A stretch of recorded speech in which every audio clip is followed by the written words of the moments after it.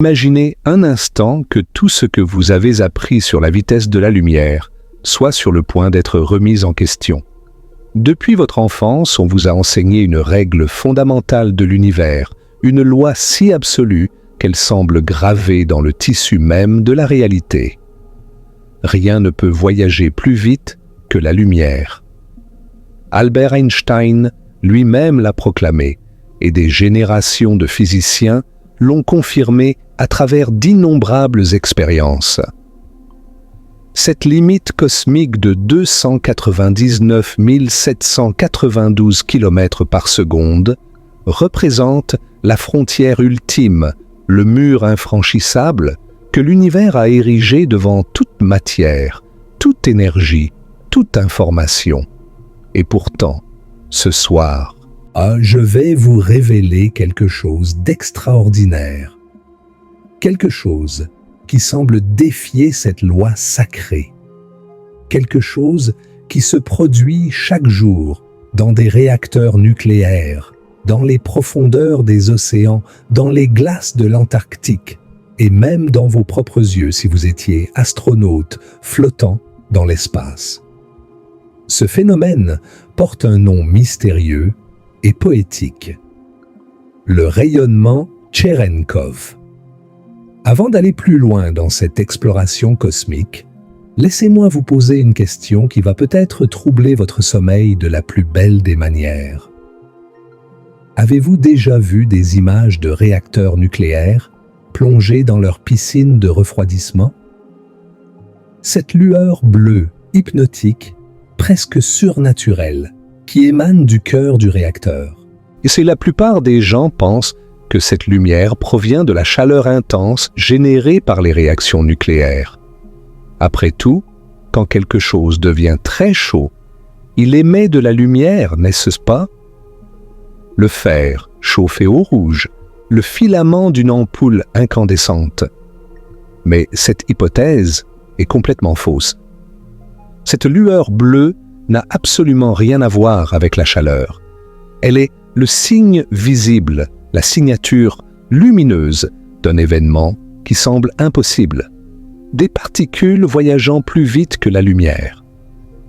Respirez profondément et laissez cette idée s'installer dans votre esprit. Nous allons passer les prochaines heures ensemble, explorant l'un des phénomènes les plus fascinants et les plus beaux de toute la physique. Un phénomène qui a valu un prix Nobel à ses découvreurs, qui nous permet aujourd'hui de détecter des particules fantômes venues des confins de l'univers et qui pourraient un jour révolutionner le traitement du cancer. Mais surtout, un phénomène qui nous enseigne que les lois de la physique sont souvent plus subtiles, plus élégantes et plus surprenantes que nous ne l'imaginions. Si vous appréciez ce voyage à travers les mystères de l'univers, je vous invite à vous abonner à cette chaîne et à activer la cloche de notification pour ne manquer aucune de nos explorations cosmiques. Laissez un commentaire pour me dire si vous aviez déjà entendu parler du rayonnement Cherenkov et partagez cette vidéo avec quelqu'un qui aime les mystères de la physique. Maintenant, installez-vous confortablement, peut-être dans votre lit avec les lumières tamisées, et préparons-nous à plonger dans l'une des plus belles histoires que la science ait jamais racontées. Pour comprendre comment quelque chose peut voyager plus vite que la lumière sans violer les lois d'Einstein, nous devons d'abord comprendre ce qu'est réellement la lumière. Et croyez-moi, même cette question apparemment simple nous emmène dans des territoires profondément mystérieux. La lumière est l'un des phénomènes les plus étranges de notre univers. Pendant des siècles, les plus grands esprits de l'humanité ont débattu de sa nature. Est-elle une onde, comme les vagues sur un lac? Ou est-elle composée de particules, comme un flux de minuscules projectiles? La réponse, nous le savons maintenant, est qu'elle est les deux à la fois. Cette dualité onde-particule est l'une des découvertes les plus troublantes de la physique quantique. Et elle continue de défier notre intuition quotidienne. Quand la lumière voyage, elle se comporte comme une onde électromagnétique. Imaginez une perturbation qui se propage à travers l'espace, un peu comme une vague se propage à la surface de l'eau. Mais contrairement aux vagues qui ont besoin d'eau ou au son qui a besoin d'air, la lumière n'a besoin d'aucun milieu pour se propager. Elle peut voyager à travers le vide parfait de l'espace interstellaire, traversant des millions d'années-lumière de néant absolu pour finalement atteindre nos télescopes. Cette onde électromagnétique est caractérisée par sa longueur d'onde, la distance entre deux crêtes successives. C'est cette longueur d'onde qui détermine ce que nous percevons comme la couleur de la lumière. Les ondes plus longues nous apparaissent rouges, tandis que les ondes plus courtes nous semblent violettes et bleues. Mais la lumière est aussi composée de particules appelées photons. Ces petits paquets d'énergie sont émis et absorbés par les atomes lorsque les électrons changent de niveau d'énergie. Chaque photon transporte une quantité précise d'énergie directement liée à sa longueur d'onde. Les photons de lumière bleue sont plus énergétiques que les photons de lumière rouge. Les photons de rayons gamma, invisibles à nos yeux, sont incroyablement plus énergétiques encore, capables de pénétrer la matière et de briser les liaisons chimiques. Cette double nature de la lumière, à la fois onde et particule, est fondamentale pour comprendre le rayonnement Cherenkov. Maintenant, parlons de la vitesse. Dans le vide parfait de l'espace, loin de toute matière, la lumière voyage à une vitesse constante et universelle, exactement 299 792 458 mètres par seconde. Cette valeur est si fondamentale en physique qu'elle est représentée par une simple lettre C. Cette vitesse n'est pas simplement une limitation pratique, comme la vitesse maximale d'une voiture. Elle est tissée dans la structure même de l'espace et du temps. Albert Einstein a montré avec sa théorie de la relativité restreinte que cette vitesse représente une limite absolue pour tout objet possédant une masse. Plus un objet s'approche de cette vitesse, plus son énergie augmente. Et pour atteindre exactement la vitesse de la lumière, il faudrait une quantité infinie d'énergie. C'est pourquoi aucun vaisseau spatial, aucune particule massive ne pourra jamais atteindre cette vitesse ultime. Mais voici où les choses deviennent vraiment intéressantes. Et c'est le cœur même de notre histoire ce soir. La vitesse C, cette limite cosmique inviolable, est la vitesse de la lumière dans le vide. Et le vide n'est pas le seul endroit où la lumière peut voyager. La lumière traverse aussi l'air, l'eau, le verre, les diamants et d'innombrables autres matériaux transparents. Et dans chacun de ces milieux, quelque chose de remarquable se produit. La lumière ralentit. Imaginez un photon qui voyage joyeusement à travers le vide spatial à près de 300 000 km par seconde. Soudain, il rencontre l'atmosphère terrestre. En entrant dans l'air, sa vitesse diminue légèrement d'environ 1/1000%. Ce n'est pas beaucoup, mais c'est mesurable. Maintenant, imaginez ce même photon plongeant dans l'océan. Dans l'eau, sa vitesse chute dramatiquement à environ 225 000 km par seconde.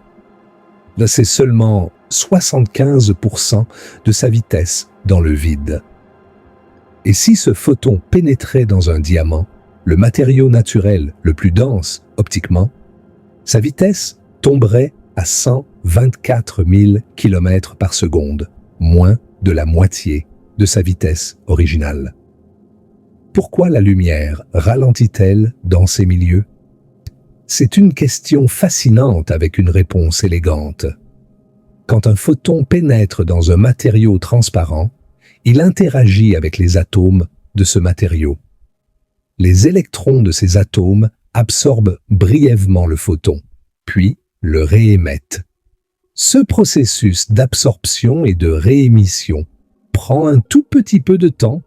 Et il se répète des milliards de fois alors que le photon traverse le matériau. Le résultat net est que la lumière semble se déplacer plus lentement, même si chaque photon individuel voyage toujours à la vitesse c entre les interactions.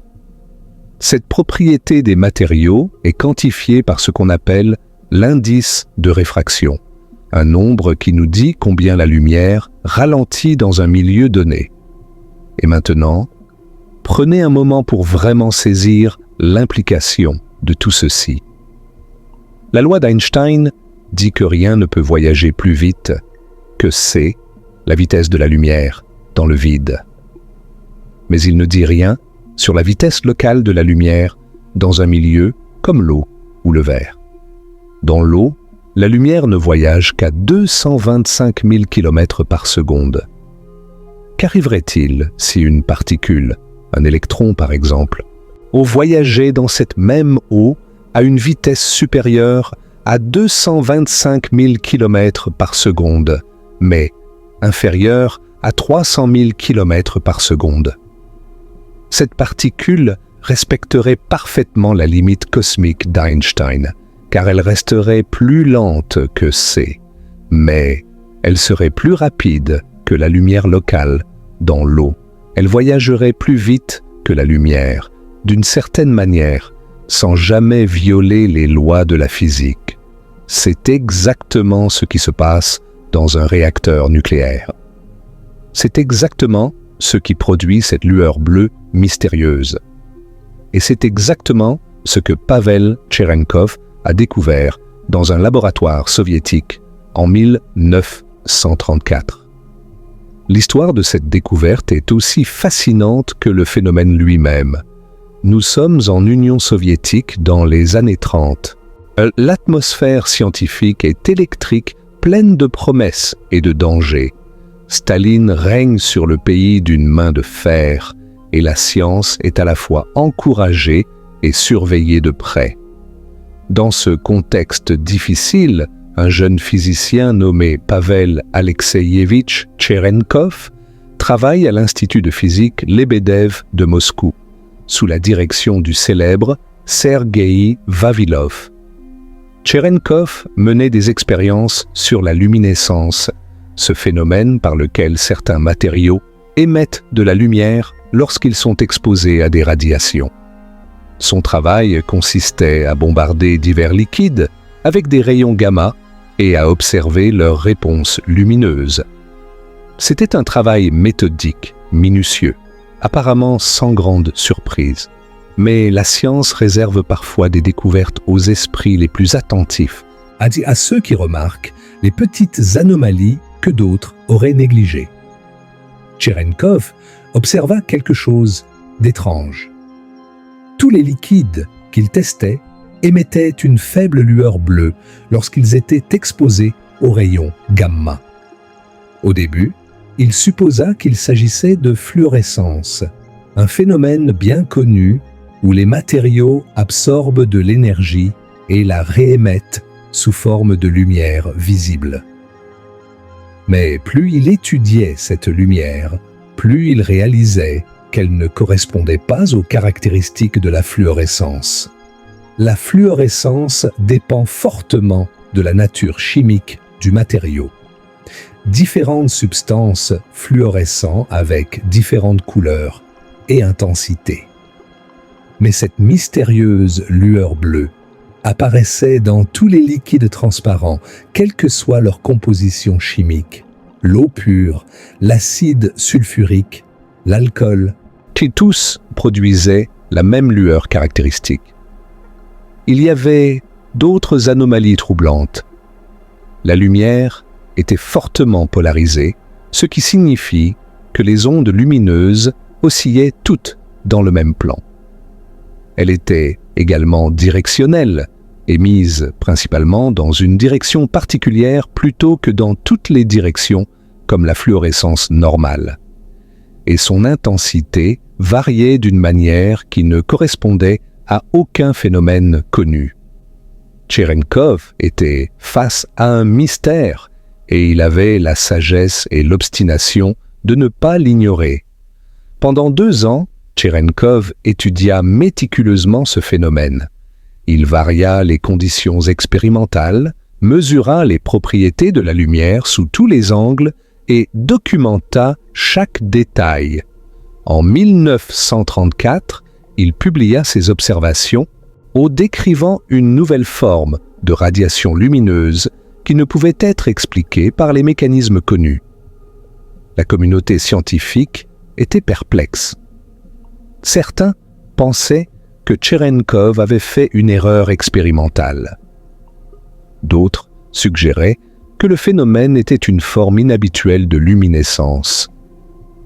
Mais Tcherenkov était confiant dans ses mesures et son superviseur Vavilov le soutenait fermement.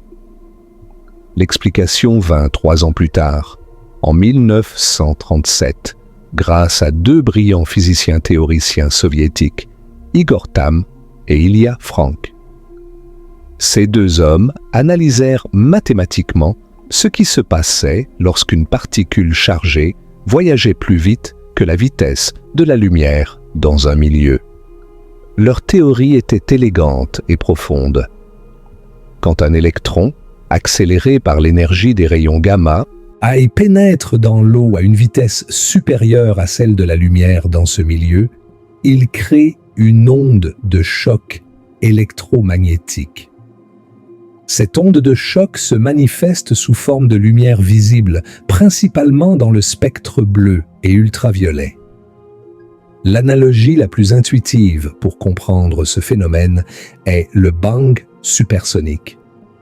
Quand un avion vole plus lentement que la vitesse du son, les ondes sonores qu'il produit se propagent devant lui, s'éloignant dans toutes les directions.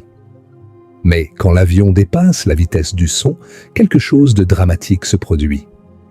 Les ondes sonores ne peuvent plus s'échapper vers l'avant.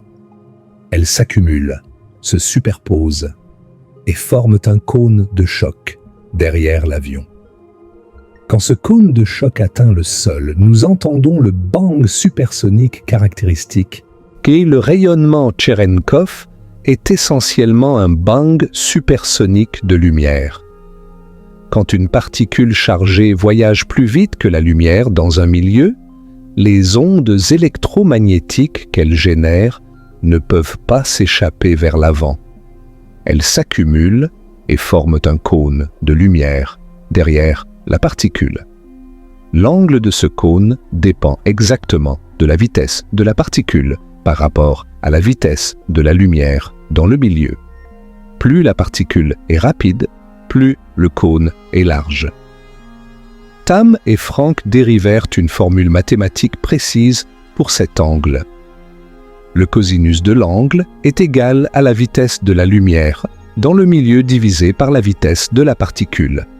Cette simple équation permet aux physiciens de mesurer la vitesse des particules avec une précision extraordinaire, simplement en observant l'angle du cône de lumière, Tcherenkov.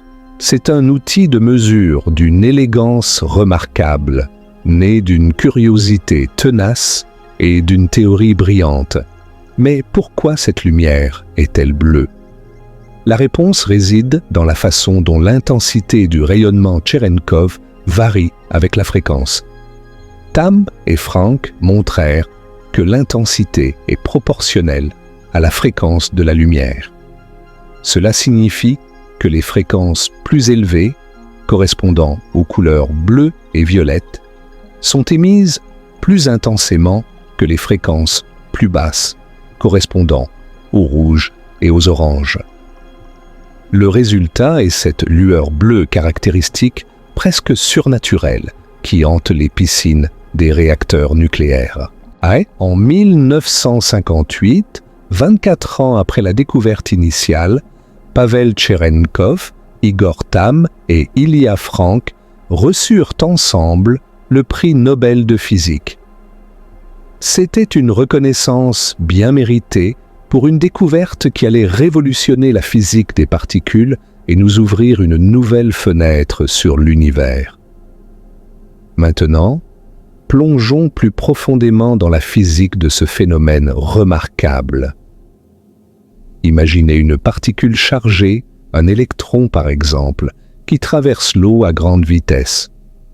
Cette particule est entourée d'un champ électrique, une région d'espace où sa charge exerce une influence sur les autres particules chargées. Quand l'électron se déplace, son champ électrique se déplace avec lui et ce mouvement du champ génère des perturbations dans le milieu environnant. Si l'électron se déplace lentement, et plus lentement que la lumière dans l'eau, ces perturbations se propagent vers l'extérieur dans toutes les directions et se dissipent harmonieusement. Mais si l'électron dépasse la vitesse de la lumière locale, quelque chose de spectaculaire se produit. Les perturbations qu'il crée ne peuvent plus s'échapper vers l'avant. Elles s'accumulent derrière la particule, interférant constructivement pour former une onde cohérente. Cette onde est le rayonnement Tcherenkov. Pour visualiser cela, imaginez un bateau traversant un lac. Si le bateau avance lentement, les vagues qu'il crée se propagent doucement dans toutes les directions. Mais si le bateau accélère et dépasse la vitesse de propagation des vagues, il crée un sillage en forme de V derrière lui. Ce sillage est formé par les vagues qui ne peuvent plus s'échapper vers l'avant et qui s'accumulent sur les côtés. Le rayonnement Tcherenkov est essentiellement le sillage lumineux d'une particule qui voyage plus vite que les photons dans son milieu. L'angle de ce cône lumineux, souvent appelé l'angle Tcherenkov, est déterminé par un rapport simple. C'est le rapport entre la vitesse de la lumière dans le milieu et la vitesse de la particule. Quand la particule voyage juste au-dessus de la vitesse seuil, le cône est très étroit, presque parallèle à la direction de la particule. Mais à mesure que la vitesse de la particule augmente, le cône s'élargit. Pour un électron très énergétique dans l'eau, l'angle peut atteindre environ 41 degrés. Et cette relation géométrique précise entre l'angle et la vitesse fait du rayonnement Tcherenkov un outil de mesure extraordinairement puissant. En observant simplement l'angle du cône de lumière, les physiciens peuvent déterminer avec précision la vitesse de la particule qui la produit.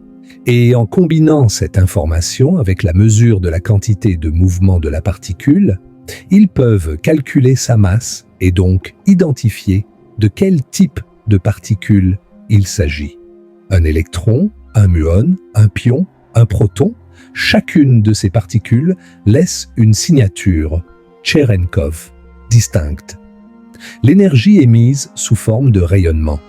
Tcherenkov provient de la particule elle-même. À mesure qu'elle émet cette lumière, elle perd de l'énergie et ralentit progressivement. Ce n'est pas une perte d'énergie très rapide. Le rayonnement Tcherenkov est relativement faible comparé à d'autres formes de perte d'énergie comme le rayonnement de freinage. Mais c'est une perte continue tant que la particule reste au-dessus de la vitesse seuil. Du point de vue de la mécanique quantique moderne, le rayonnement Tcherenkov peut être compris comme l'émission de photons réels par une particule chargée se déplaçant dans un milieu polarisable. Dans le vide, une particule chargée en mouvement uniforme ne peut pas émettre de photons, car cela violerait les lois de conservation de l'énergie et de la quantité de mouvement. Mais dans un milieu la présence des atomes modifie ces contraintes, permettant l'émission sous certaines conditions, précisément quand la particule dépasse la vitesse de la lumière locale. Maintenant que nous comprenons le mécanisme, explorons les nombreux endroits où nous pouvons observer ce phénomène fascinant. Le plus spectaculaire et le plus accessible visuellement est sans doute le réacteur nucléaire. Dans le cœur d'un réacteur, des noyaux atomiques lourds comme l'uranium se divisent dans un processus appelé fission. Cette fission libère une énorme quantité d'énergie, mais elle libère aussi des particules, notamment des électrons très énergétiques appelés particules bêta et des rayons gamma. La plupart des réacteurs de recherche et certains réacteurs commerciaux ont leur cœur immergé dans une grande piscine d'eau.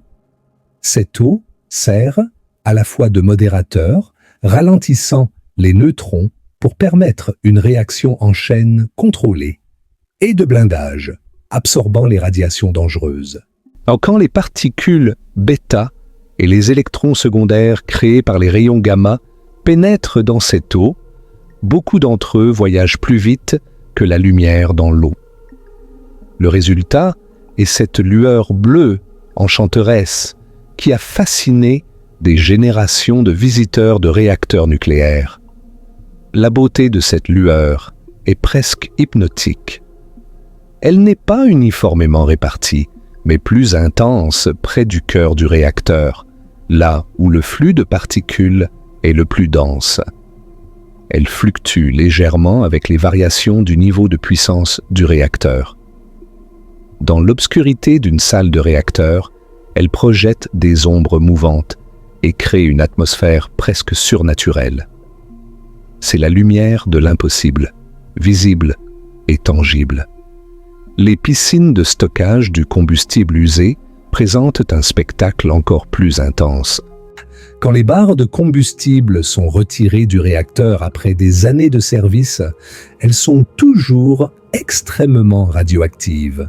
Elles sont placées dans des piscines de stockage où elles peuvent refroidir et où leur radioactivité peut diminuer progressivement au fil des années. Pendant les premiers mois, ces barres émettent un flux intense de particules et la lueur Cherenkov qui en résulte est spectaculaire. Des vidéos montrent le transfert de ces barres, baignant dans une lumière bleue si intense qu'elle semble presque solide. Mais le rayonnement Cherenkov n'est pas confiné aux installations nucléaires. Il se produit également dans la nature. Chaque fois que des particules suffisamment énergétiques traversent un milieu transparent. Les rayons cosmiques, ces particules de haute énergie qui bombardent constamment la Terre depuis l'espace, en sont une source importante. Quand un rayon cosmique particulièrement énergétique frappe l'atmosphère terrestre, il déclenche une cascade de particules secondaires appelées gerbes atmosphériques. Beaucoup de ces particules voyagent plus vite que la lumière dans l'air et émettent un rayonnement Cherenkov. Et cette lumière Cherenkov atmosphérique est très faible, bien trop faible pour être visible à l'œil nu. Mais elle peut être détectée par des télescopes sensibles équipés de caméras spéciales. C'est la base d'une technique révolutionnaire en astronomie gamma que nous explorerons plus tard. Pour l'instant, retenez simplement que le ciel nocturne est constamment illuminé par de brefs éclairs de lumière. Cherenkov est invisible à nos yeux, mais riche d'informations sur les événements les plus violents de l'univers. Il existe un autre lieu où le rayonnement Cherenkov a été observé. Et celui-ci est particulièrement intrigant. Les astronautes de plusieurs missions spatiales, notamment les missions Apollo vers la Lune, ont rapporté voir des éclairs lumineux mystérieux, même avec les yeux fermés. Ces éclairs apparaissaient de manière aléatoire, parfois comme des points lumineux, parfois comme des traînées.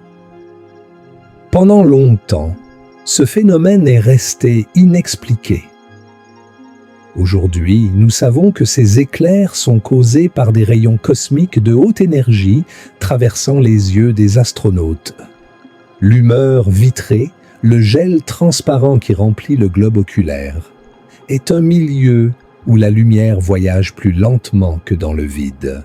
C'est quand un rayon cosmique suffisamment énergétique traverse ce gel, il peut voyager plus vite que la lumière locale et émettre un rayonnement Cherenkov.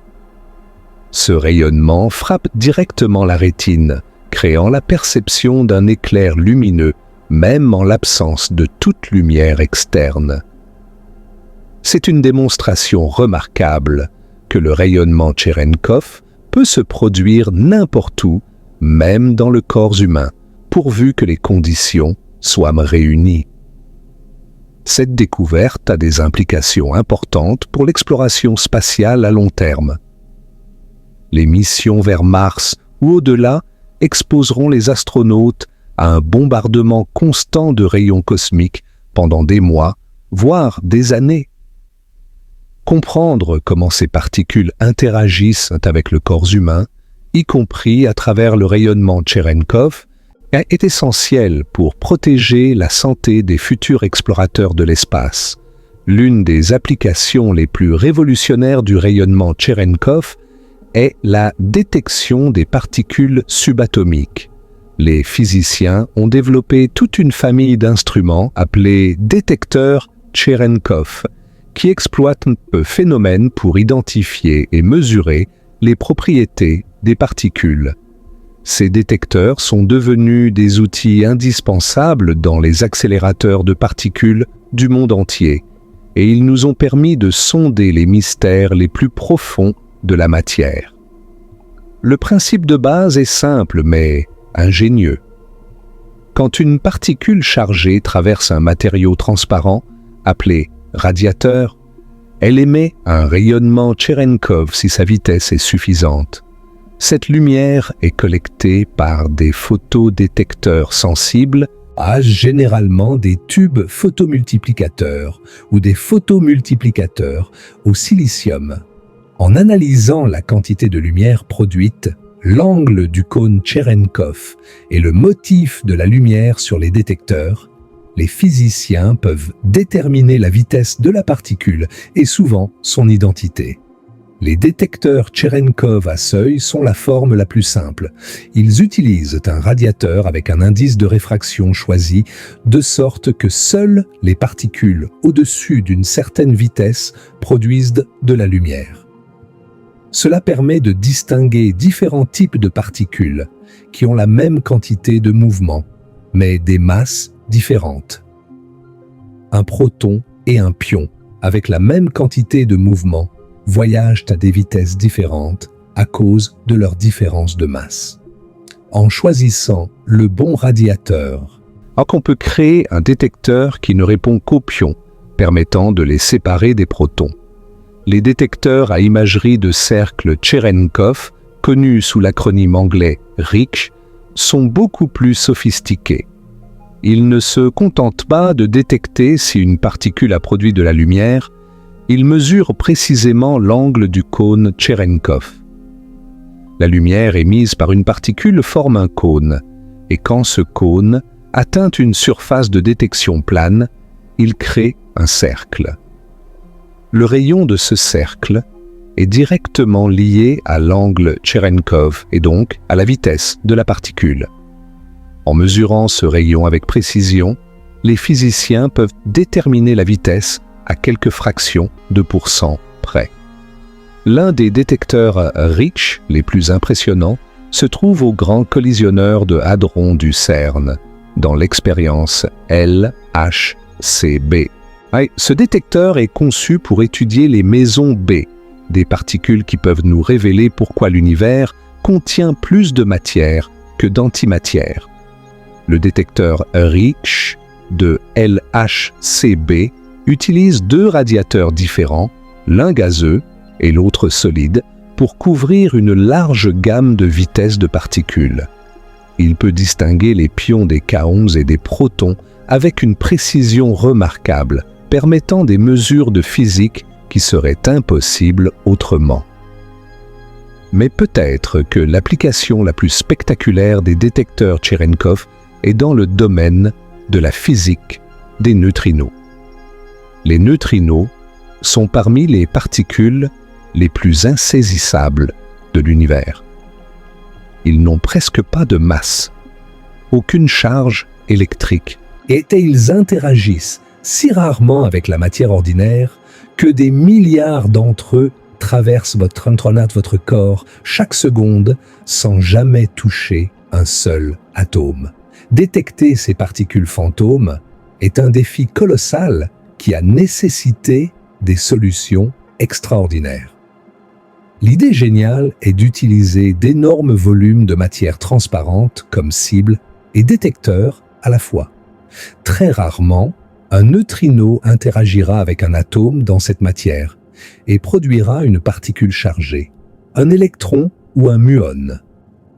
Cette particule chargée, créée avec beaucoup d'énergie, voyagera plus vite que la lumière dans le milieu et émettra un rayonnement Cherenkov.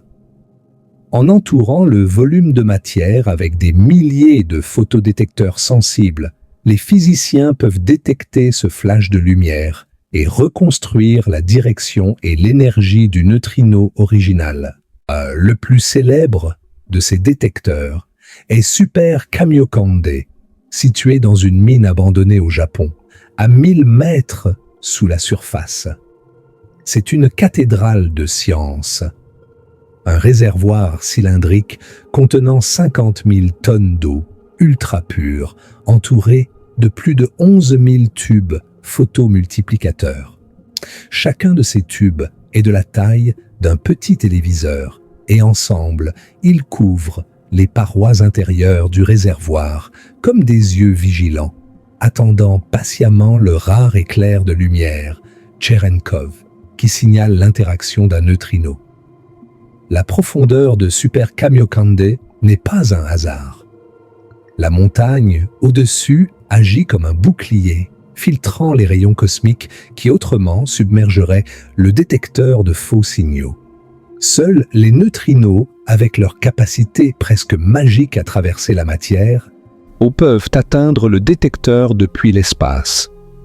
Quelques muons très énergétiques pénètrent encore, mais ils peuvent être identifiés et rejetés. Super Kamiokande a fait des découvertes qui ont révolutionné notre compréhension de l'univers. En 1998, il a fourni la première preuve convaincante que les neutrinos ont une masse, en observant qu'ils oscillent entre différents types pendant leur voyage. Cette découverte a valu le prix Nobel de physique 2015 à Takaaki Kajita, le directeur de Super Kamiokande. Elle a également ouvert des questions profondes sur la physique au-delà du modèle standard, car la masse des neutrinos n'était pas prévue par la théorie originale. Mais l'un des moments les plus dramatiques de l'histoire de Super Kamiokande et de son prédécesseur Kamiokande 2 s'est produit le 23 février 1987. Ce jour-là, une étoile massive dans le grand nuage de Magellan, une galaxie satellite à 168 000 années-lumière de la Terre, s'est effondrée et a explosé en supernova. Cette supernova, nommée SN 1987A, a été la plus proche et la plus brillante depuis l'invention du télescope. Quelques heures avant que la lumière de l'explosion n'atteigne la Terre, Kamiokande 2 et un autre détecteur américain appelé IMB ont enregistré un bref déluge de neutrinos. En l'espace de 13 secondes, Kamiokande 2 a détecté 11 neutrinos, tandis que IMB en a détecté 8. Ces quelques dizaines de particules peuvent sembler dérisoires, mais elles représentaient un moment historique. Pour la première fois, Des neutrinos provenant d'un événement astronomique en dehors de notre système solaire avaient été détectés sur Terre. Ces neutrinos nous ont appris énormément sur les mécanismes des supernovae. Ils ont confirmé que l'effondrement du cœur d'une étoile libère une quantité colossale d'énergie sous forme de neutrinos, environ 100 fois plus d'énergie que la lumière visible de l'explosion. Ils ont validé nos modèles théoriques de ces cataclysmes stellaires. Et ils ont inauguré une nouvelle ère de l'astronomie des neutrinos, où ces particules fantômes deviennent nos messagers depuis les coins les plus violents de l'univers. Si Super Kamiokande est impressionnant, le détecteur IceCube en Antarctique défie l'imagination. Au lieu d'utiliser un réservoir artificiel d'eau, IceCube utilise la calotte glaciaire antarctique elle-même comme milieu de détection. Plus de 5000 capteurs optiques ont été descendus dans des trous forés dans la glace, formant un réseau qui s'étend sur 1 kilomètre cube de glace cristalline à des profondeurs allant de 1400 à 2400 mètres. La glace antarctique à ces profondeurs est extraordinairement transparente, plus transparente que n'importe quelle eau de surface. Comprimée par des millions d'années de chute de neige, elle ne contient presque aucune bulle d'air ni impureté. C'est un milieu de détection presque parfait et son énorme volume permet de capturer même les neutrinos les plus énergétiques et les plus rares. IceCube est spécialisé dans la détection des neutrinos de très haute énergie, non des particules avec des énergies des millions de fois supérieures à celles des neutrinos solaires. Ces neutrinos cosmiques proviennent des phénomènes les plus extrêmes de l'univers, les noyaux actifs de galaxies où des trous noirs supermassifs dévorent de la matière, les sursauts gamma qui marquent la mort explosive des étoiles, et peut-être même des sources encore inconnues. En 2013, IceCube a annoncé la première détection confirmée de neutrinos d'origine cosmique, des particules venues de bien au-delà de notre galaxie. En 2018, il a franchi une autre étape majeure en identifiant la source probable de l'un de ces neutrinos, un blazar, un type de galaxie active dont le jet de particules pointe directement vers la Terre. Cette identification a été possible grâce à la combinaison de l'observation du neutrino avec des observations dans d'autres longueurs d'onde, une approche appelée astronomie multimessager. Maintenant, transportons-nous vers un autre type de détecteur Cherenkov, celui qui scrute non pas les profondeurs de la glace, mais les hauteurs de l'atmosphère. Les télescopes Cherenkov atmosphériques sont conçus pour détecter les rayons gamma de très haute énergie provenant de l'espace.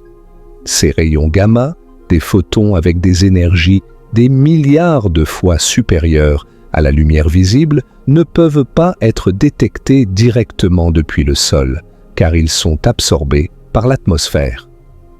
Mais leur passage laisse une trace détectable. Quand un rayon gamma de haute énergie frappe les couches supérieures de l'atmosphère, et il interagit avec un noyau atomique et produit une paire électron-positron. Ces particules, très énergétiques, émettent rapidement d'autres rayons gamma par un processus appelé rayonnement de freinage. Ces nouveaux rayons gamma produisent à leur tour d'autres paires électrons-positrons, et ainsi de suite. Une cascade de particules se développe comme une avalanche contenant des milliards de particules au maximum de son développement.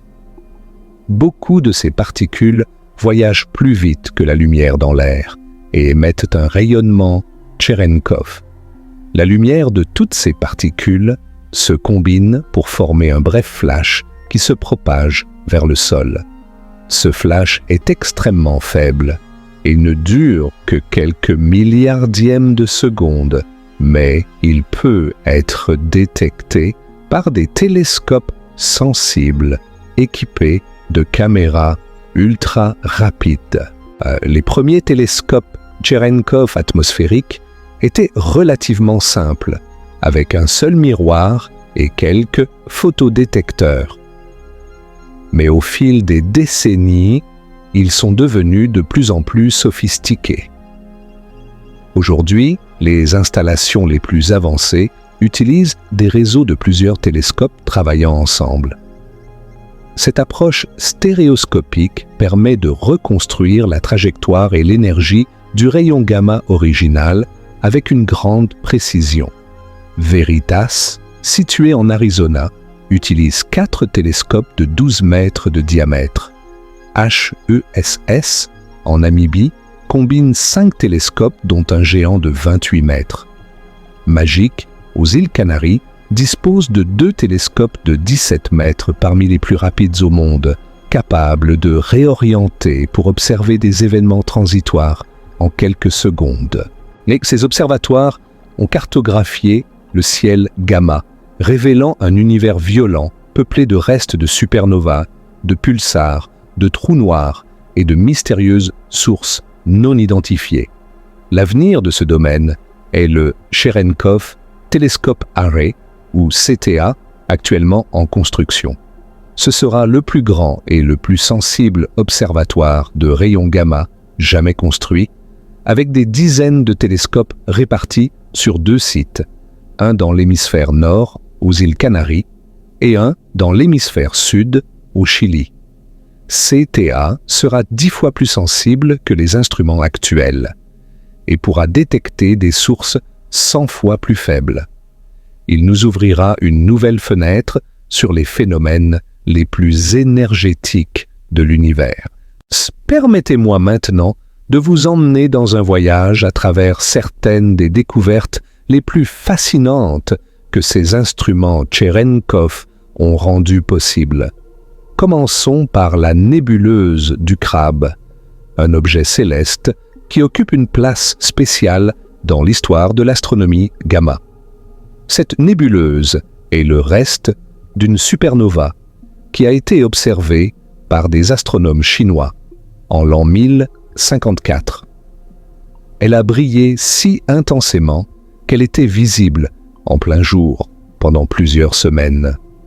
Aujourd'hui, près de 1000 ans plus tard, la nébuleuse du Crabe continue de briller, alimentée par un pulsar au cœur de ses restes. Ce pulsar, une étoile à neutrons en rotation rapide, tourne sur lui-même 30 fois par seconde, émettant des faisceaux de radiation qui balayent l'espace comme un phare cosmique. L'énergie de cette rotation alimente une nébuleuse de particules relativistes qui émet dans toutes les longueurs d'onde des ondes radio aux rayons gamma les plus énergétiques. La nébuleuse du Crabe est si brillante et si stable en rayons gamma qu'elle sert de référence standard pour calibrer les télescopes Cherenkov. Les astronomes mesurent souvent la luminosité des autres sources en unités de Crabe. Une source de 0,1 Crabe a une luminosité égale à 10% de celle de la nébuleuse. C'est devenu une unité de mesure informelle, mais universellement comprise dans le domaine. Mais en 2010, les télescopes Veritas et MAGIC ont fait une découverte surprenante. La nébuleuse du Crabe, supposée être une source stable, montrait des variations rapides et intenses. Des flards ou sursauts d'émission ont augmenté sa luminosité de plusieurs fois pendant quelques jours, avant de retomber à son niveau normal. Cette variabilité était totalement inattendue et posait un défi au modèle théorique. Comment un objet aussi vaste qu'une nébuleuse de plusieurs années-lumière de diamètre pouvait-il varier aussi rapidement? La réponse semble résider dans des régions très compactes près du pulsar, où des particules sont accélérées à des énergies extrêmes par des processus encore mal compris. Ces flards du crabe nous rappellent que même les objets célestes les plus familiers peuvent nous réserver des surprises et que notre compréhension de l'accélération des particules dans les environnements astrophysiques est encore incomplète. Les trous noirs supermassifs au cœur des galaxies sont une autre source majeure de rayons gamma détectés par les télescopes Cherenkov. Quand de la matière tombe vers un de ces géants cosmiques, elle forme un disque d'accrétion chauffé à des millions de degrés. Mais une partie de cette matière n'atteint jamais le trou noir. Au lieu de cela, elle est éjectée dans des jets colossaux qui s'étendent sur des milliers, voire des millions d'années-lumière. Dans ces jets, des particules sont accélérées à des vitesses proches de celles de la lumière, et elles émettent des rayonnements intenses dans toutes les longueurs d'onde. Quand l'un de ces jets pointe directement vers la Terre, nous observons un blazar, l'un des objets les plus brillants de l'univers. Les blazars sont extrêmement variables et capables de changer de luminosité de façon dramatique en quelques heures ou même quelques minutes. Les télescopes Cherenkov les surveillent constamment, essayant de comprendre les mécanismes d'accélération à l'œuvre dans ces jets prodigieux. En 2019, une collaboration internationale impliquant le télescope de l'horizon des événements a produit la première image d'un trou noir, celui au centre de la galaxie M87. Cette image historique montrait l'ombre du trou noir, une région sombre entourée d'un anneau de lumière émise par le gaz en rotation. Les télescopes Cherenkov, comme MAGIC et VERITAS, observaient également M87 pendant cette campagne, fournissant des données complémentaires sur l'émission de haute énergie de son jet. C'est un exemple magnifique de la puissance de l'astronomie multi-longueur d'onde, où différents instruments observant différents types de rayonnements contribuent à une image complète. Mais revenons un instant sur Terre et explorons une autre dimension fascinante du rayonnement Cherenkov, ses applications médicales. Oui, ce phénomène, découvert dans la physique fondamentale, a trouvé son chemin jusqu'aux hôpitaux et pourrait un jour améliorer le traitement du cancer. La radiothérapie est l'une des armes les plus efficaces contre le cancer.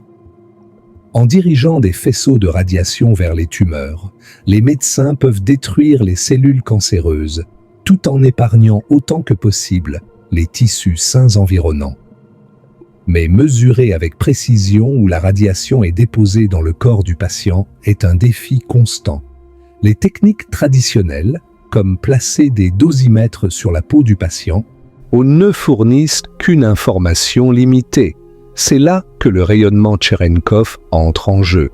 Quand les faisceaux de radiation utilisés en thérapie traversent les tissus du patient, ils créent des électrons secondaires très énergétiques.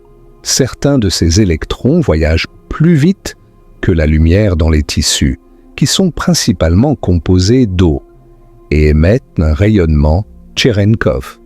Cette faible lueur peut être détectée par des caméras sensibles, fournissant une image en temps réel de l'endroit où la radiation est déposée. Cette technique, appelée imagerie de luminescence Cherenkov, permet aux médecins de voir directement si le faisceau de radiation atteint bien la tumeur et épargne les tissus sains. Elle peut révéler des erreurs de positionnement ou des changements dans l'anatomie du patient qui affecteraient la distribution de la dose. Des essais cliniques sont en cours pour évaluer son utilité dans différents types de cancers et les résultats préliminaires sont prometteurs. Il existe même des recherches sur l'utilisation du rayonnement Cherenkov pour l'imagerie moléculaire. En injectant des traceurs radioactifs qui s'accumulent dans les tumeurs, les médecins peuvent créer des images de la distribution du traceur grâce à la lumière Cherenkov qu'ils génèrent. Cette approche pourrait compléter ou même remplacer certaines techniques existantes comme la tomographie par émission de positrons dans certaines applications. Maintenant, je voudrais aborder quelques idées fausses courantes sur le rayonnement Cherenkov, car ce sujet prête souvent à confusion.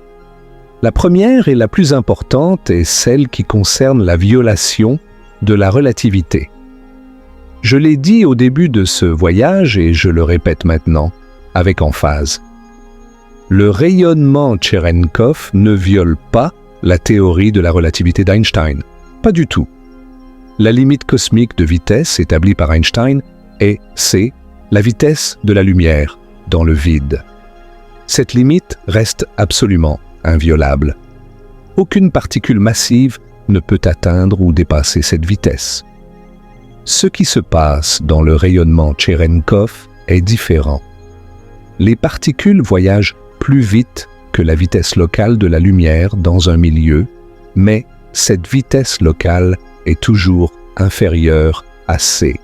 Un électron émettant du rayonnement Cherenkov dans l'eau pourrait voyager à 260 000 km par seconde, aller plus rapide que la lumière dans l'eau, mais toujours plus lent que la lumière dans le vide. Einstein est sauf. Cette distinction est cruciale pour comprendre pourquoi le rayonnement Cherenkov ne permet pas de communication ou de voyage plus rapide que la lumière. L'information ne peut pas voyager plus vite que c, jamais. Le rayonnement Cherenkov est simplement un effet local qui se produit quand une particule dépasse la vitesse de propagation des perturbations électromagnétiques dans un milieu particulier. Une autre idée fausse courante est que la lueur bleue des réacteurs nucléaires est dangereuse en elle-même. En réalité, le rayonnement Cherenkov n'est que de la lumière visible et ultraviolette, complètement inoffensive à ses intensités. Ce qui est dangereux dans un réacteur nucléaire, ce sont les neutrons. Les rayons gamma et les particules bêta elles-mêmes, pas la lueur qu'elles produisent. L'eau de la piscine du réacteur absorbe très efficacement ces radiations dangereuses, ce qui explique pourquoi il est parfaitement sûr de se tenir au bord d'une piscine de réacteur et d'admirer la lueur bleue. Vous ne recevriez pas plus de radiation qu'en vous promenant au soleil. Certaines personnes confondent également le rayonnement Cherenkov avec la fluorescence ou la phosphorescence. Ces phénomènes sont fondamentalement différents. La fluorescence se produit quand un matériau absorbe de la lumière ou de la radiation et la réémet à une longueur d'onde différente, généralement plus longue.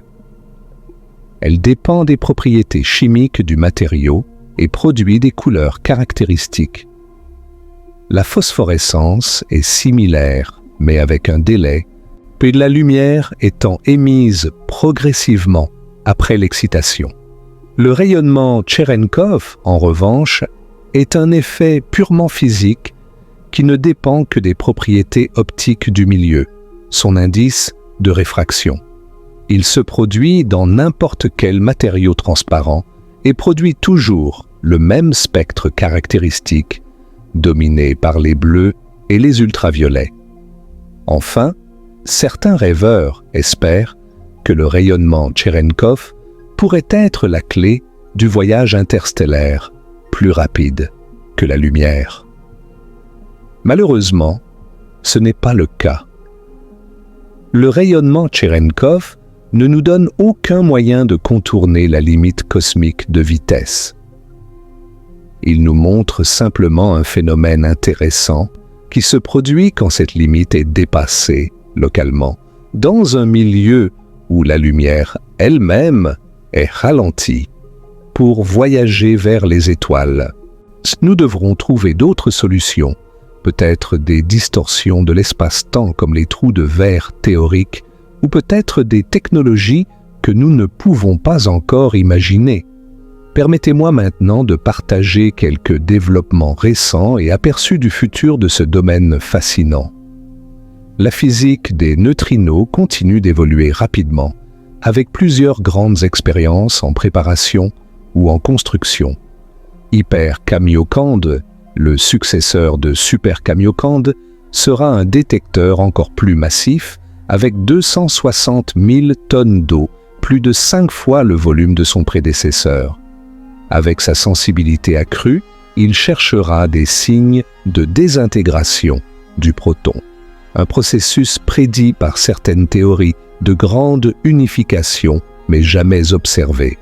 La détection d'une seule désintégration de protons serait une découverte historique, ouvrant une fenêtre sur la physique à des échelles d'énergie bien au-delà de ce que nos accélérateurs peuvent atteindre. L'expérience DUNE, en cours de construction aux États-Unis, utilisera une technologie différente mais complémentaire. Au lieu d'eau, elle utilisera 40 000 tonnes d'argon liquide comme milieu de détection. Quand un neutrino interagit dans l'argon, les particules chargées produites ionisent les atomes d'argon et ces électrons libérés dérivent vers des plans de détection dans un champ électrique. Cette technique permet une reconstruction tridimensionnelle très détaillée de l'interaction, offrant des informations que les détecteurs à eau ne peuvent pas fournir. DUNE étudiera les oscillations des neutrinos avec une précision sans précédent, cherchant des différences subtiles entre le comportement des neutrinos et des antineutrinos qui pourraient expliquer l'asymétrie matière-antimatière de l'univers. Dans le domaine de l'astronomie gamma, le Cherenkov Telescope Array promet de révolutionner notre vision de l'univers violent. Avec sa sensibilité 10 fois supérieure aux instruments actuels, il détectera des milliers de nouvelles sources de rayons gamma. Il sera capable de surveiller des transitoires rapides, des événements qui ne durent que quelques secondes ou quelques minutes, avec une réactivité sans précédent. Il pourra également étudier la structure fine des sources, révélant des détails impossibles à voir avec les télescopes actuels. Et l'un des objectifs scientifiques les plus intrigants du CTA est la recherche de matière noire. Cette substance mystérieuse, qui constitue environ 27% de l'univers, ne peut pas être vue directement car elle n'émet pas de lumière. Mais si les particules de matière noire peuvent s'annihiler entre elles, comme le prédisent certaines théories, elles pourraient produire des rayons gamma détectables.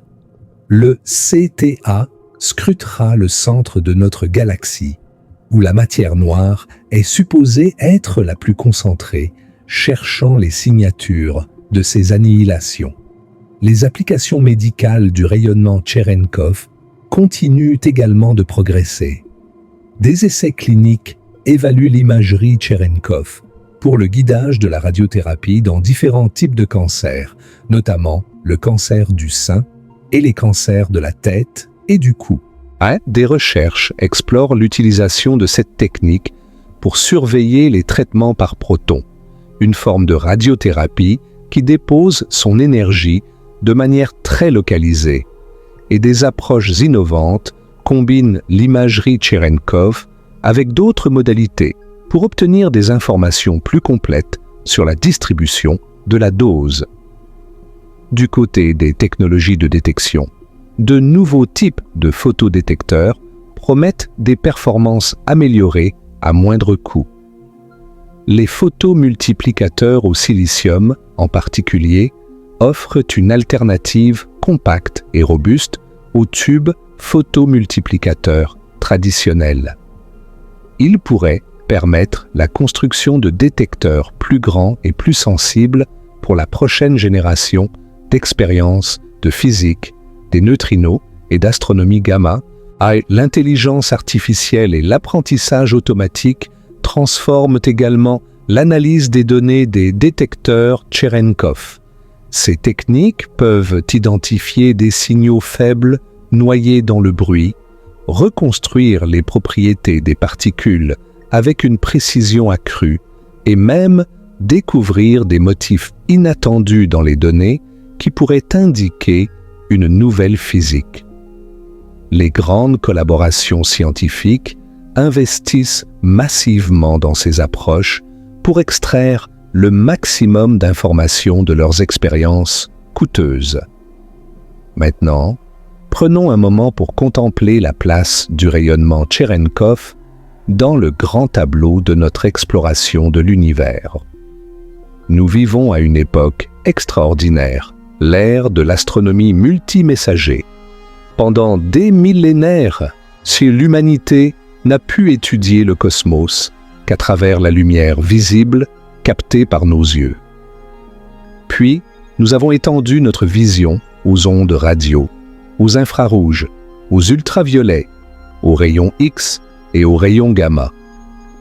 Mais toutes ces formes de rayonnement sont des variations du même messager fondamental, le photon, la particule de lumière. Aujourd'hui, nous avons de nouveaux messagers.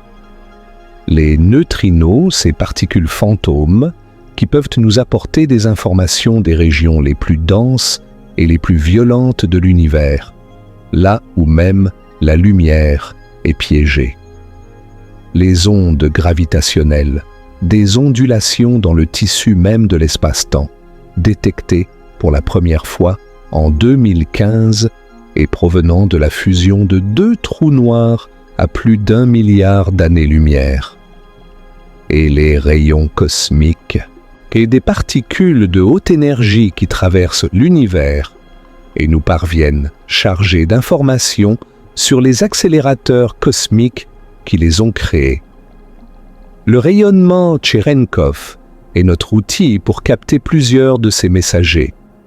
Il nous permet de détecter les neutrinos dans Super Kamiokande et IceCube. Il nous permet de détecter les rayons gamma avec les télescopes atmosphériques.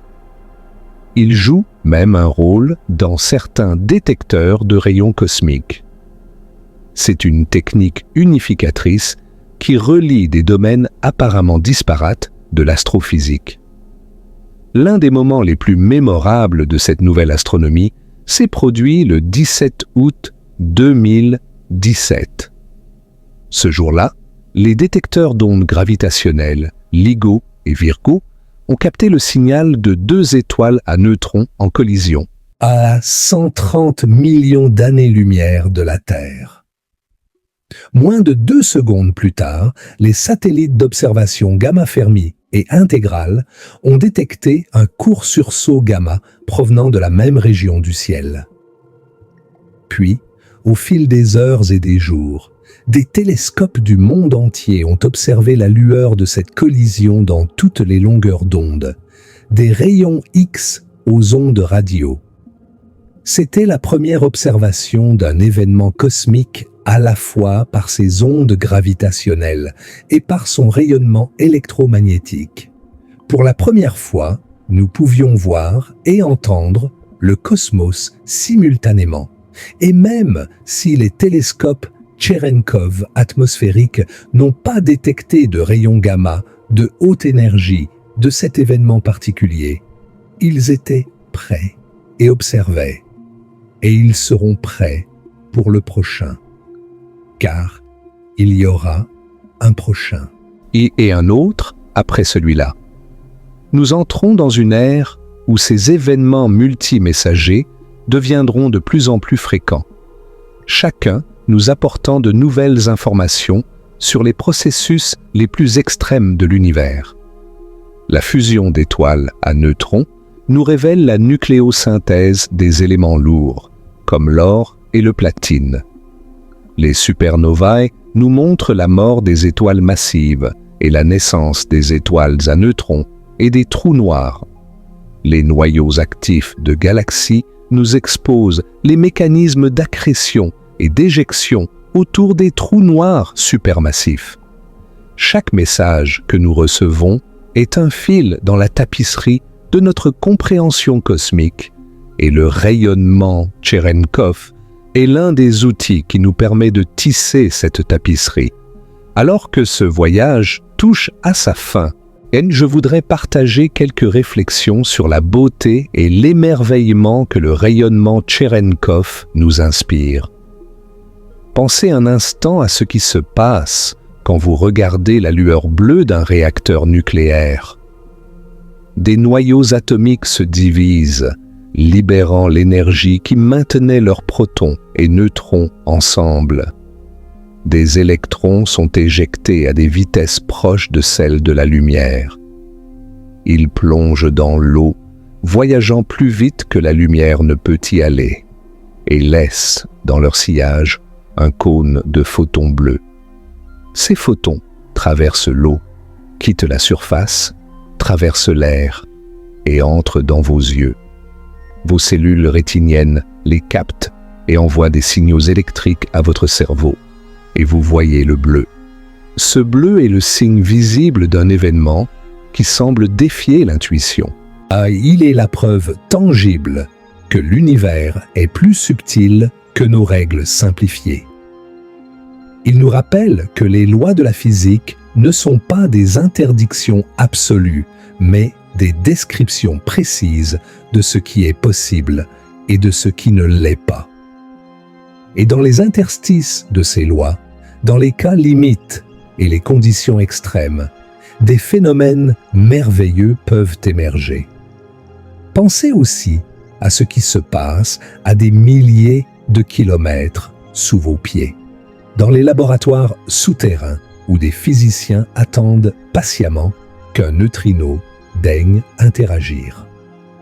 Ces particules, nées dans le cœur du Soleil, dans l'explosion d'une étoile ou dans le jet d'un trou noir lointain, traversent l'espace pendant des années, des siècles ou des millions d'années. Elles traversent des planètes, des étoiles, des galaxies entières sans jamais s'arrêter. Et puis, très rarement, l'une d'elles frappe un noyau atomique et crée une particule chargée qui émet un éclair de lumière, Cherenkov. Cet éclair, capté par des milliers de détecteurs, nous révèle qu'un messager venu des confins de l'univers nous a enfin touchés. Il y a quelque chose de profondément émouvant dans cette idée. L'univers est constamment en train de nous parler, de nous envoyer des signaux, des photons, des neutrinos, des ondes gravitationnelles. Pendant la majeure partie de l'histoire humaine, nous étions sourds à presque tous ces messages. Maintenant, grâce à des générations de scientifiques curieux et déterminés, nous avons appris à écouter. Et le rayonnement Cherenkov est l'un de nos appareils auditifs cosmiques. En ce moment même, alors que vous écoutez ces mots, des milliards de neutrinos solaires traversent votre corps. Des rayons cosmiques de galaxies lointaines bombardent l'atmosphère au-dessus de votre tête, créant des cascades de particules et des éclairs de lumière Cherenkov dans l'air. Quelque part, dans une piscine de réacteurs nucléaires, cette lueur bleue, enchanteresse, continue de briller, indifférente à l'heure qu'il est chez vous. Sous la glace de l'Antarctique, Ice Cube guette le passage d'un neutrino de haute énergie. Sur les pentes d'une montagne dans les îles Canaries ou en Namibie, des télescopes scrutent le ciel nocturne, attendant le bref flash qui annoncera l'arrivée d'un rayon gamma d'une galaxie lointaine. L'univers est vivant d'activité. Et nous, petites créatures sur une planète modeste tournant autour d'une étoile ordinaire. Or que nous avons trouvé des moyens de percevoir cette activité. C'est un privilège extraordinaire de vivre à cette époque, de savoir ces choses et de pouvoir les partager les uns avec les autres. Alors que vous vous détendez et que peut-être vous glissez vers le sommeil, laissez ces pensées vous accompagner. Imaginez les neutrinos qui traversent l'espace silencieux entre les étoiles, indifférents à la matière, porteurs de secrets sur les événements les plus violents de l'univers. Imaginez la lueur bleue Cherenkov qui flamboie dans les profondeurs des réacteurs, belle et inoffensive, un effet secondaire poétique de la puissance de l'atome. Imaginez les physiciens dans leurs laboratoires souterrains, patients comme des moines dans leur cathédrale de science, attendant un signe du cosmos. Ah, cette lueur bleue que nous avons explorée ce soir est plus qu'un simple phénomène physique. Elle est un pont entre le monde microscopique des particules subatomiques et le monde macroscopique que nous percevons. Elle est une fenêtre sur les processus qui alimentent les étoiles et déclenchent les supernovae. Elle est un outil qui nous permet de sonder les mystères de la matière noire et de l'énergie sombre. Et elle est un rappel constant que l'univers, dans toute sa vastitude et sa complexité, suit des lois d'une beauté mathématique qui peuvent être comprises par l'esprit humain. Pavel Cherenkov, quand il observait cette étrange lueur bleue dans son laboratoire moscovite il y a près d'un siècle, ne pouvait pas imaginer tout ce que sa découverte allait rendre possible. Ah, il ne pouvait pas savoir que des détecteurs portant son nom seraient construits sous les montagnes du Japon et dans les glaces de l'Antarctique. Il ne pouvait pas prévoir que des télescopes utilisant le même phénomène scrutaient les hauteurs de l'atmosphère à la recherche de messagers des galaxies lointaines. Il cherchait simplement à comprendre un petit mystère, une anomalie dans ces données, et sa curiosité a ouvert un monde. C'est ainsi que la science progresse, pas toujours par des révolutions spectaculaires, mais souvent par l'accumulation patiente de connaissances, par l'attention aux détails que d'autres négligeant, par la persistance face au mystère. Cherenkov, Tam et Frank ont été récompensés par le prix Nobel, mais la véritable récompense est ce que leur découverte a permis et continue de permettre. Bon, et cette exploration n'est pas terminée. Des questions demeurent sans réponse. Quelle est la nature exacte de la matière noire? D'où viennent les rayons cosmiques les plus énergétiques? Comment les particules sont-elles accélérées à des énergies aussi extraordinaires dans les environnements astrophysiques? Verrons-nous un jour la désintégration d'un proton? Détecterons-nous les neutrinos de la prochaine supernova dans notre galaxie? La prochaine génération de détecteurs Cherenkov nous rapprochera de ces réponses, mais générera aussi de nouvelles questions que nous ne pouvons pas encore imaginer. Si vous avez apprécié ce voyage à travers l'un des phénomènes les plus fascinants de la physique, je vous invite à laisser un commentaire partageant ce qui vous a le plus intéressé. Peut-être la beauté de cette lueur bleue, ou l'élégance de l'explication physique, ou les implications cosmologiques, ou les applications pratiques. Chaque perspective est valide et enrichissante. N'hésitez pas à partager cette vidéo avec des amis qui apprécient les mystères de l'univers. Abonnez-vous à la chaîne si ce n'est pas déjà fait et activez les notifications pour ne manquer aucune de nos futures explorations. Nous continuerons à voyager ensemble à travers les merveilles de la science, des profondeurs des atomes aux confins de l'univers observable.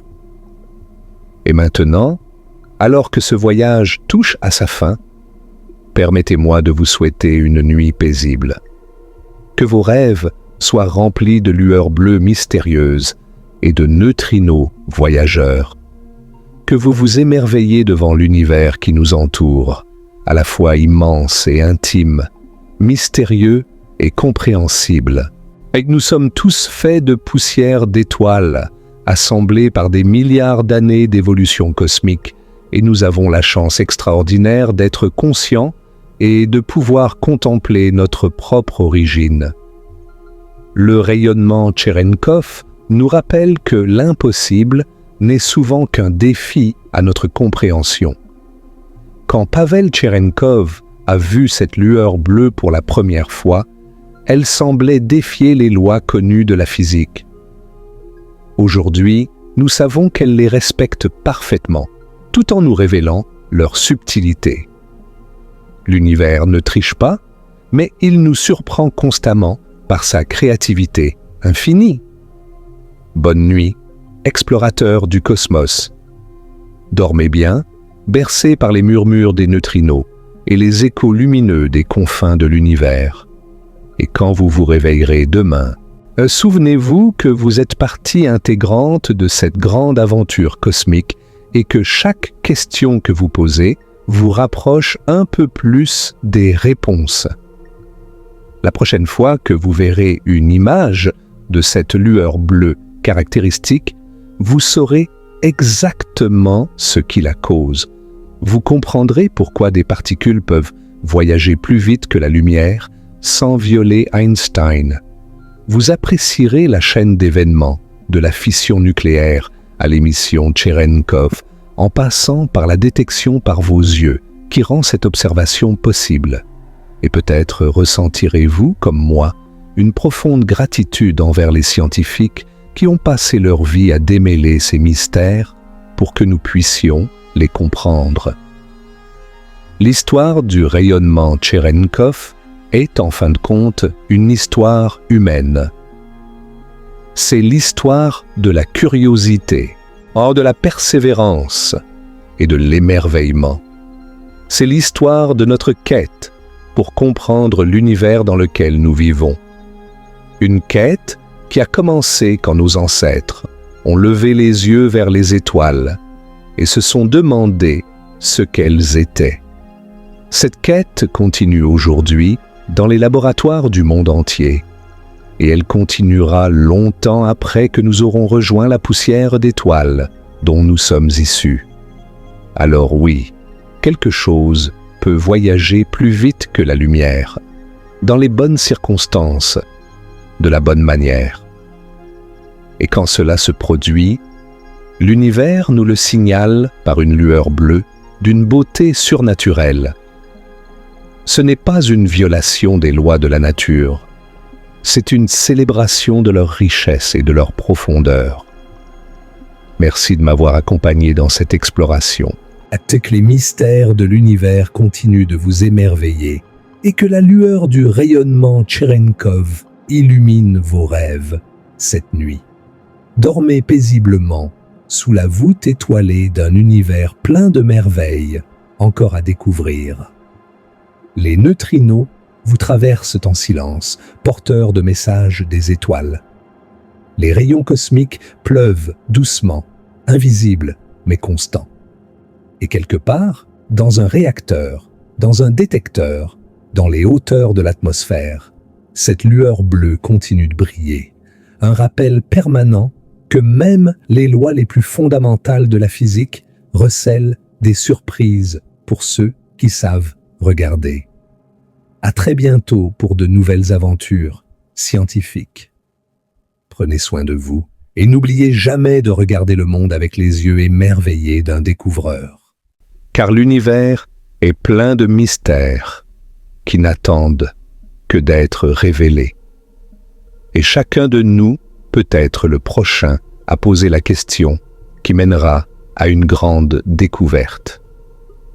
Bonne nuit et que les étoiles veillent sur vous. End.